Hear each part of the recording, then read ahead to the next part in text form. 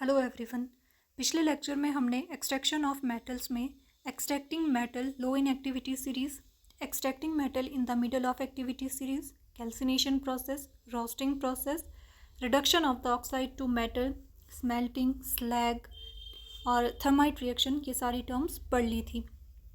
आज के लेक्चर में हम पढ़ेंगे extracting metal towards the top of the activity series. ऐसे मेटल को हमने एक्सट्रैक्ट करना है, निकालना है जिनकी रिएक्टिविटी बहुत ज़्यादा है। तो कैसे निकालेंगे? These metal are very reactive, can not be obtain by heating with carbon. तो ये जो मेटल होते हैं ये बहुत ज़्यादा रिएक्टिव नेचर के होते हैं। तो जैसे हमने सिंपली रिड्यूसिंग एजेंट लिया था कार्बन पिछले इसमें जो मिडल एक्टिविटी सीरीज थी, तो वहाँ पे क्या हो रहा था, कार्बन जो है वो रिड्यूसिंग एजेंट की तरह काम कर रहा था, ऑक्सीजन को ले रहा था और मेटल को बना रहा था।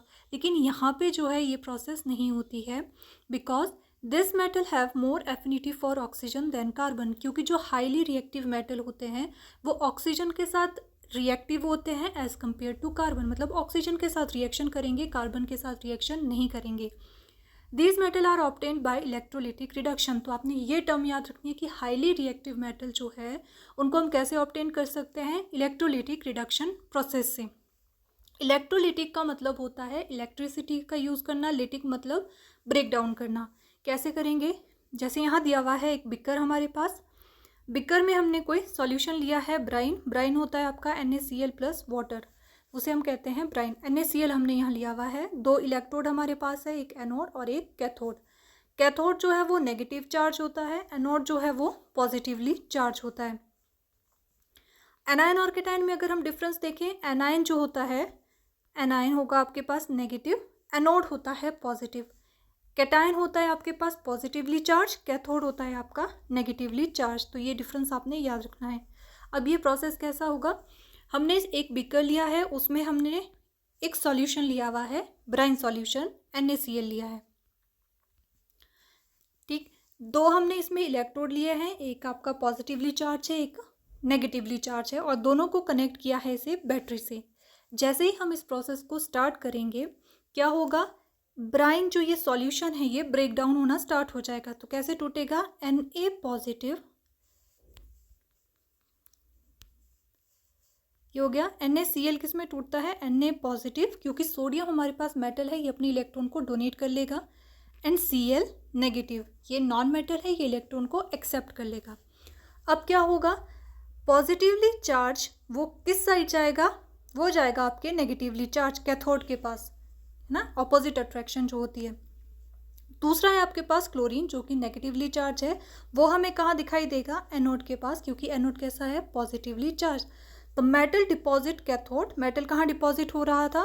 कैथोड के ऊपर। सोडियम आपके पास मेटल है ना, और ये पॉजिटिवली चार्ज है, कैथोड जो है वो नेगेटिवली चार्ज है। तो हमें जो मेटल है वो कहाँ मिलेगा? कैथोड के ऊपर मिलेगा। और क्लोरीन जो गैस होगी वो कहाँ से हमें निकलती हुई दिखाई देगी? एनोड के पास से निकलती हुई दिखाई देगी। तो ये प्रोसेस होता है जो मेटल बहुत ज़्यादा रिएक्टिव नेचर के होते हैं उनको एक्सट्रैक्ट करने का। अब यहाँ पे हमने ये कंप्लीट कर दिया है कि एक्सट्रैक्शन ऑफ मेटल, क्योंकि हमें और से क्या निकालने थे? मेटल्स निकालने थे। तो यहाँ पे हमने सारे मेटल्स को निकाल दिया था, चाहे वो लो रिएक्टिव नेचर के हैं, मॉडरेट रिएक्टिव है, या फिर वो बहुत ज़्यादा रिएक्टिव है, टॉप पे है। तो ये तीनों प्रोसेस हो गई थी। अब नेक्स्ट हमारे पास लास्ट आता है इलेक्ट्रोलिटिक रिफाइनिंग। इलेक्ट्रोलिटिक रिफाइनिंग का मतलब होता है कि जो मेटल आपने निकाला है अब उसे और ज़्यादा हाईली प्योर फॉर्म में लेके आना है। तो ये सेम प्रोसेस है जैसे ऊपर वाला है, बस डिफरेंस क्या आ जाता है? हमने एक बीकर यहाँ पे लिया है, इसमें हमने कोई एक सॉल्ट सॉल्यूशन डाला है, मेटल सॉल्ट कोई डाला है। आपके पास कैथोड और एनोड है। कैथोड जो है, मान लीजिए हमने एक कॉपर हमने निकालना है हाईली प्योर फॉर्म में। तो कैथोड भी जो होगा इलेक्ट्रोड वो भी कॉपर का बना होगा, और जो एनोड होगा वो भी कॉपर का बना होगा। डिफरेंस क्या होगा कि जो ये इम्प्योर मेटल है वो एनोड होगा, कि जो इम्प्योर कॉपर होगा वो कहाँ पे होगा? एनोड के पास, और जो प्योर होगा आपके पास वो कहाँ होगा? कैथोड के पास। इन दोनों को हमने क्या किया है? कनेक्ट कर दिया है बैटरी से। अब हम इलेक्ट्रोलिसिस इनकी करेंगे, रिएक्शन को स्टार्ट करेंगे। क्या होगा? एनोड के पास क्या होगा? क्योंकि ये इम्प्योरिटीज़ है, कुछ इम्प्योरिटीज़ इस सॉल्यूशन में डिसॉल्व हो जाएगी, जो कि सॉल्यूशन में सॉल्यूबल होगी वो यहाँ पे डिज़ोल्व हो जाएगी, जो इनसॉल्यूबल होगी वो यहाँ पे मड के पास आ जाएगी, मतलब मड की फॉर्मेशन करेगी एनोड के पास। यहाँ पे नहीं है, यहाँ पे ये पानी है, तो एनोड मड जो है वो कहाँ बनेगा, एनोड के नीचे बनता है। जो सॉल्यूबल इम्प्योरिटीज़ है वो इस सॉल्ट सॉल्यूशन में घुल जाएगी। अब जो एनोड, क्योंकि ये कॉपर का बना हुआ है ना, तो जो प्योर फॉर्म होगी कॉपर की वो कहाँ चली जाएगी, कैथोड के पास।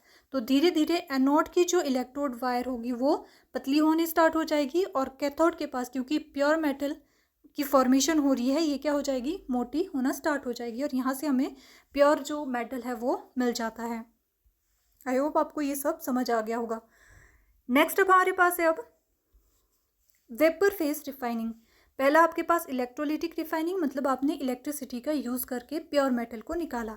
नेक्स्ट है vapour phase refining. Vapour phase refining में मतलब आपने मेटल को वेपर फॉर्म में लेके जाना है और फिर कहीं दूसरी जगह पे उसको कलेक्ट कर देना है।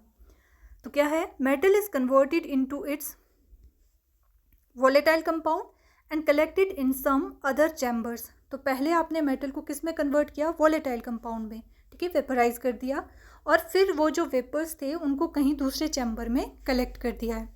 It is then decompose to give pure metal. और जब हमने दूसरे चैम्बर में इसको कलेक्ट किया, वो हमें क्या बना के देगा, प्योर मेटल। जैसे हम ये ले लेते हैं, एक तो ये चैम्बर हो गया और एक ये वाला चैम्बर हो गया है। अब इस चैम्बर में हमारे पास जो है वो मेटल है, लेकिन उसमें इम्प्योरिटीज़ है, थोड़ी इम्प्योरिटीज़ है, हमें पूरा हाईली प्योर फॉर्म में मेटल को लेना है। हमने क्या किया, यहाँ पे हीट दे दी, इससे क्या हो जाएगा, ये वेपराइज होना स्टार्ट हो जाएगा। वेपराइज होने के बाद मान लीजिए हमने यहाँ पे एक ट्यूब रख दी है जो कि कनेक्टेड है दूसरे चैम्बर से। तो यहाँ पे जो वेपर्स है वो इस ट्यूब में चले जाएंगे। यहाँ टेम्परेचर थोड़ा हम कम कर देंगे।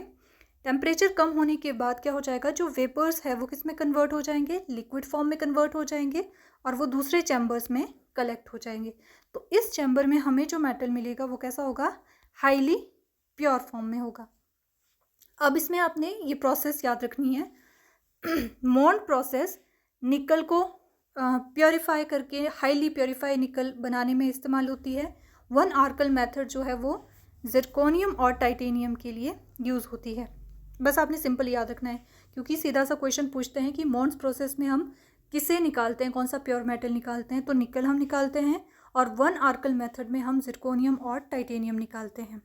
तो ये हमारा चैप्टर हो गया है कंप्लीट। मिलते हैं नेक्स्ट वीडियो में, तब तक बाय बाय।